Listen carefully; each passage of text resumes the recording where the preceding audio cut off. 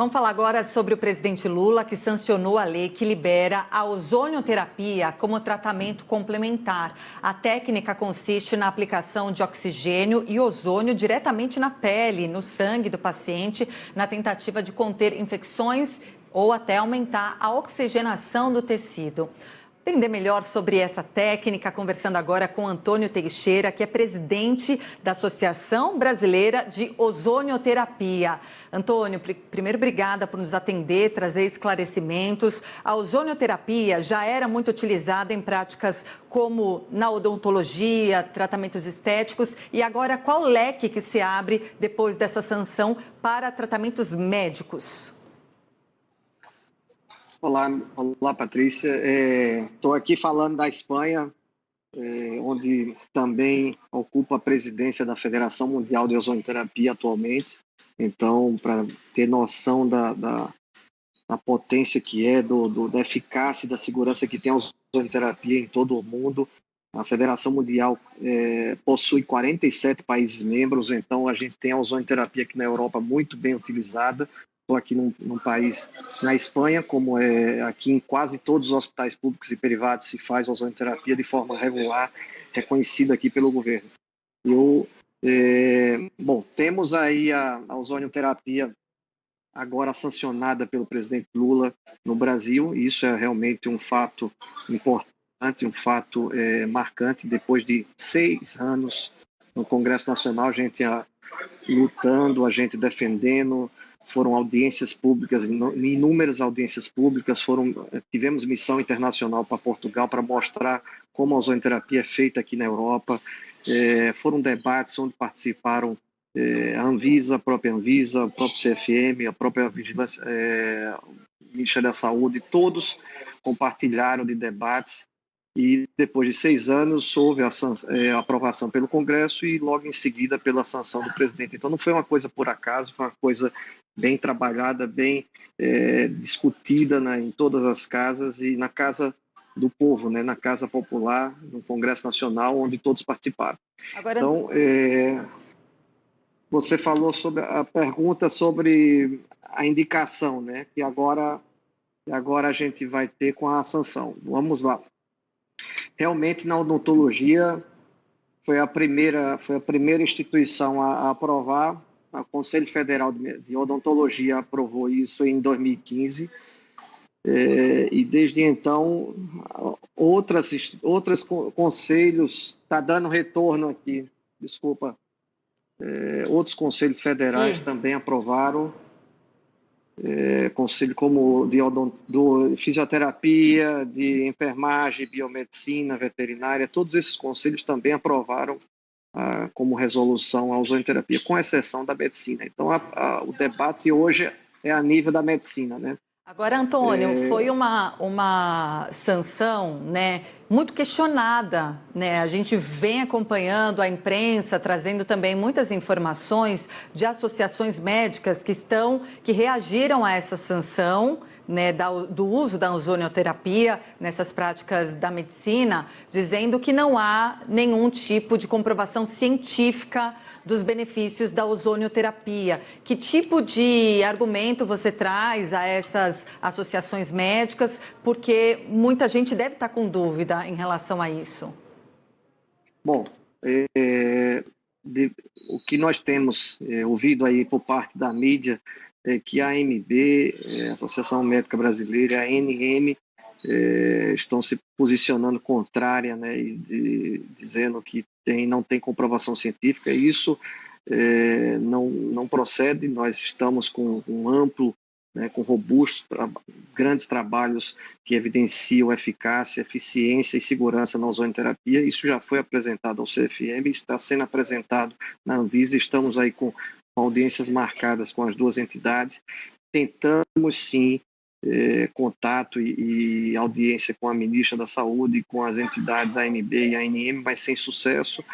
Também alguma opinião de alguns profissionais renomados, inclusive professores que eu respeito e admiro aí a nível nacional, mas que se posicionaram contrário à ozonioterapia.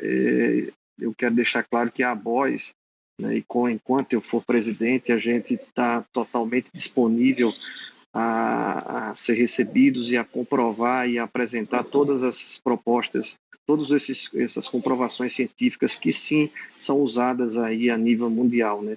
Aqui na Europa isso não tem nem questionamento sobre isso. Então, assim, a gente precisa ser ouvido, como estamos sendo recebidos aí pelo CFM, aí quero aproveitar a oportunidade e agradecer publicamente ao presidente do CFM, o Dr. Irangalo, que recriou a Câmara Técnica de Estudo de Ozonoterapia. A AMB deveria fazer a mesma coisa, nos receber para poder nos apresentar as comprovações científicas, né? Não adianta só criticar e se bloquear para o que já tem comprovação. Então, temos aí atualmente grandes trabalhos robustos e com níveis altos de reconhecimento científico. A gente quer a oportunidade de apresentar isso que estamos tentando. Estamos abertos para diálogo, para conversa, estamos no momento de aproximação. E essa lei vem para nos ajudar nisso. A lei não muda hoje a prática da ozonoterapia no Brasil.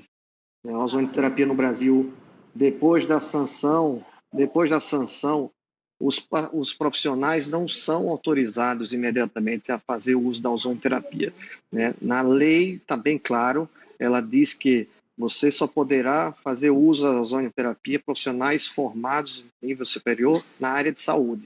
Isso já exclui aí terapeutas, profissionais que não são formados na área de saúde a utilizar. Isso já é um grande avanço para nós, era de grande importância e preocupação nossa da ABOS, como a ozonoterapia estava crescendo indiscriminadamente por profissionais não da área de saúde. Então, a lei já assegura muito isso, e a própria lei diz que com a sanção que a gente só pode, que os profissionais de saúde, mesmo de nível superior, só podem usar da ozonoterapia com geradores, equipamentos devidamente registrados na Anvisa. Então, eu não entendo tanta preocupação por parte de alguns profissionais e de alguns órgãos, se a lei diz que tem que passar pela Anvisa. Se a Anvisa ainda tem que dar a sua resposta final, ela tem que autorizar, ela tem que analisar os estudos científicos e depois dar seu parecer. Então, se não aprovar, não vai ser permitido, fica do mesmo jeito. Antônio, agora tem uma questão. Essa lei foi sancionada permitindo o uso da ozonoterapia em tratamento complementar. Como é que isso vai funcionar? Quer dizer, a ozonoterapia vai ter que ter uma indicação médica em algum tipo de tratamento? Vocês concordam com essa classificação de tratamento complementar?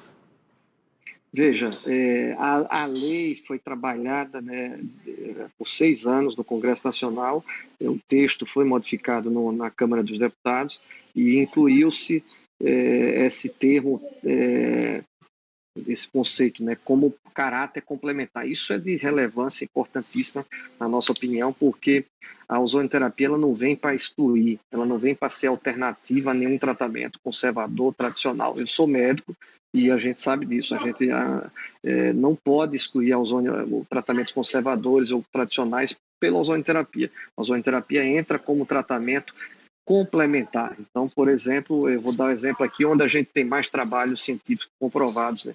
E é o que a gente defende na Anvisa e no CFM, que é nas dores agudas e crônicas. Então, você tem aí, por exemplo, a lombalgia, você tem aí por decorrência por fatores de hernia de disco, você tem aí osteoartrite.